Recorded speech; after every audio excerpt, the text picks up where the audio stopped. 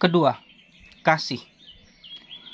Kita akan mengajukan 5 pertanyaan dalam 5 pelajaran berikut yang akan membantu mendiagnosa tingkat kesehatan kerohanian kita dan mulai mencoba untuk meningkatkannya. Yang pertama, apakah Anda sedang jatuh cinta dengan Yesus? Mungkin akan membantu jika Anda bertanya kepada seorang Kristiani yang Anda kenal dengan baik. Kelima pertanyaan berikut ini. Diagnosa mereka tentang Anda mungkin seakurat atau bahkan lebih akurat dibandingkan dengan diagnosa Anda sendiri.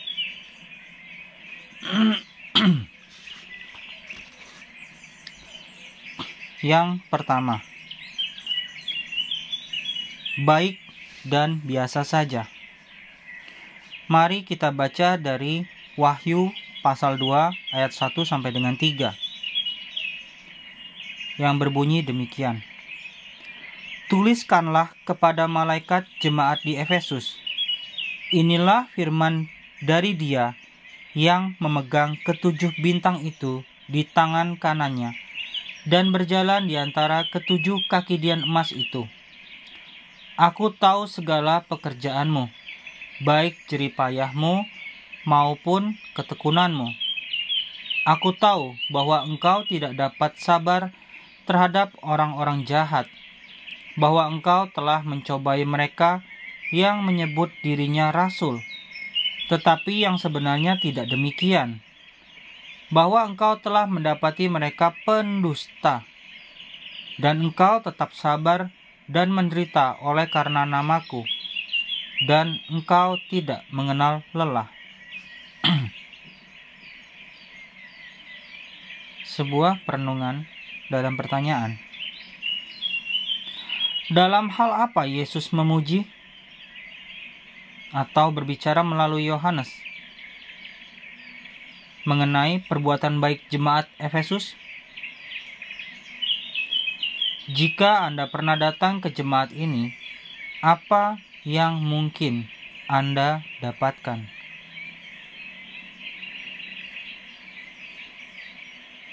Yang berikutnya dari Wahyu pasal 2 ayat 4 sampai dengan 7.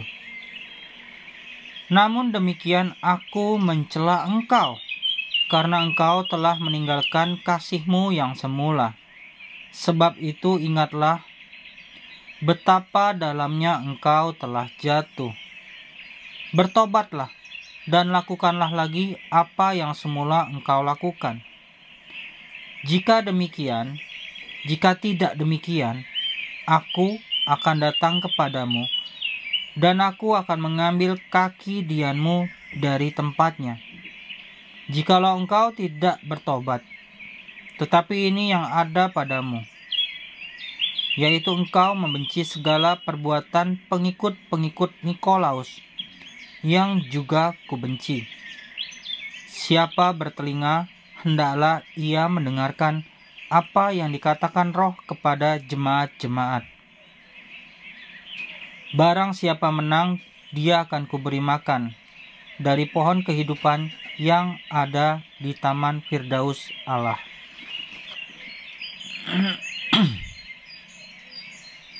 Mari kita gali. Apa masalahnya pada ayat 4? Atau apa masalah yang ada pada Wahyu pasal 2 ayat 4? Dalam Alkitab bahasa Inggris, ada yang menerjemahkan ayat 4 dengan menggugah.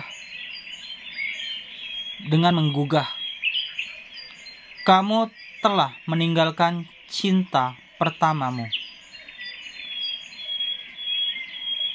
Walaupun jemaat Efesus melakukan hal-hal seperti melayani dan tahan menderita, ada satu hal yang tidak mereka lakukan, yaitu mereka tidak lagi mengasihi Yesus, menjalaninya semua hanya sebagai rutinitas, tidak dengan perasaan mengasihi.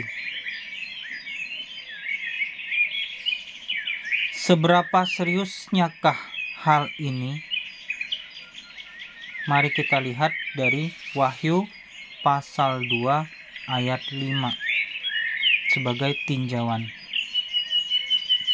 Seberapa seriuskah hal ini?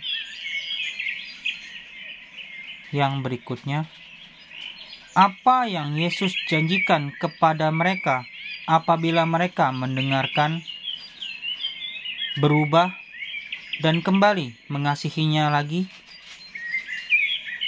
Tinjauan Wahyu pasal 2 ayat 7. Betapa mudahnya bagi gereja dan orang Kristen untuk menjadi dingin dalam kasihnya kepada Yesus. Pada awalnya kelihatan sangat jelas dan alamiah.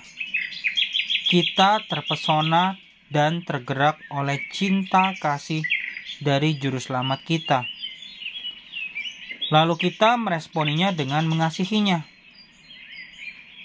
Kemudian datanglah rutinitas dan jadwal-jadwal yang itu lagi. Dan tanpa kita sadari, walaupun kita melakukan semua hal yang baik, namun ada satu hal penting yang tidak lagi kita lakukan: mengasihi sosok yang telah menyelamatkan kita. Dan apabila saya berjuang dalam kehidupan kekristenan saya, kemungkinan besar hal ini berakar pada berkurangnya cinta kasih saya kepada Kristus. Penerapan. Apakah Anda masih mengasihi Yesus? Bukan cinta yang sentimental dengan getaran-getaran dalam dada, namun dengan rasa kagum, terpesona, hati yang bergelora, dan respect kepadanya. Apakah kita lebih mengasihinya hari ini dibandingkan kemarin, atau bahkan kurang dari yang sudah-sudah?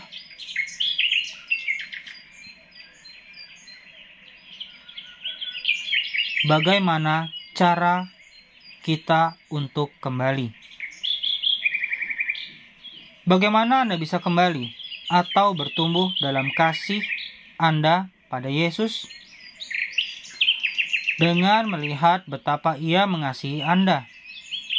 Kasih kita kembali menyala saat kita melihat kasih-Nya yang menyala-nyala untuk kita. Dan ini luar biasa. Dan ini luar biasa. Karena kita tidak akan pernah dapat memahami sepenuhnya betapa dalam dan luasnya kasih-Nya bagi kita. Jika Anda merasa tidak mengasihi Dia, jangan terfokus pada kasih Anda kepadanya. Tetapi bersukacitalah dalam kasih-Nya pada Anda.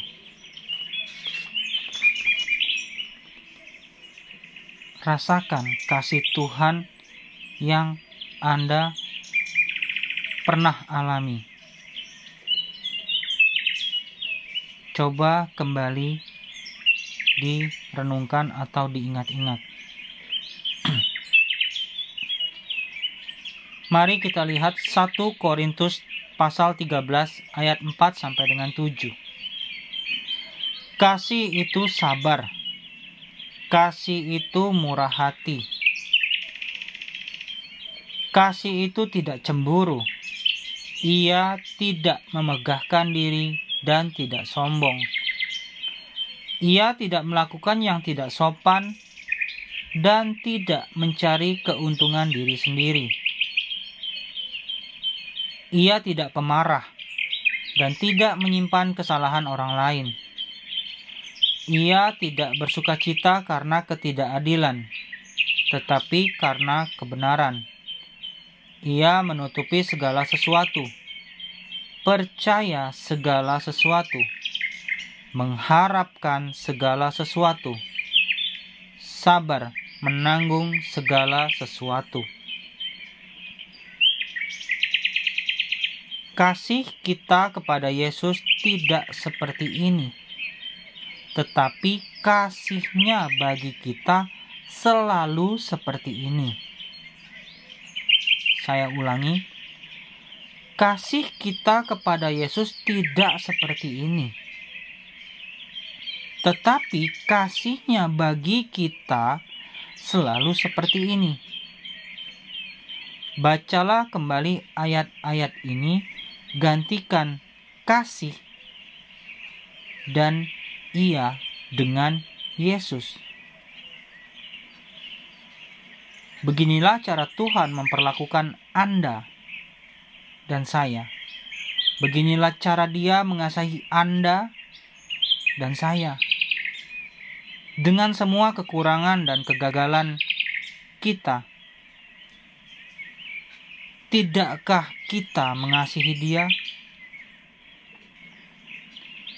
Saya ulangi, 1 Korintus 13 ayat 4-7. Di mana kata kasih dan ia akan saya gantikan dengan kata Yesus. Yesus itu sabar. Yesus itu murah hati. Yesus tidak cemburu. Yesus tidak memegahkan diri dan tidak sombong. Yesus tidak melakukan yang tidak sopan dan tidak mencari keuntungan diri sendiri. Yesus tidak pemarah dan tidak menyimpan kesalahan orang lain. Yesus tidak bersukacita karena ketidakadilan, tetapi karena kebenaran.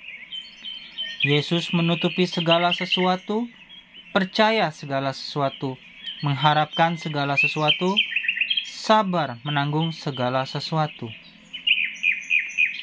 Sekarang coba renungkan dengan ganti kata kasih dan ia dengan nama Anda sendiri. Apakah Anda sudah bisa melakukan kasih dengan benar?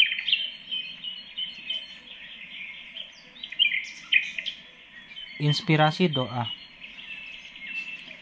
Bacalah doa Paulus bagi teman-temannya dalam Efesus pasal 3 ayat 16 sampai dengan 19 sebagai doa pribadi Anda. Tuhan Yesus memberkati.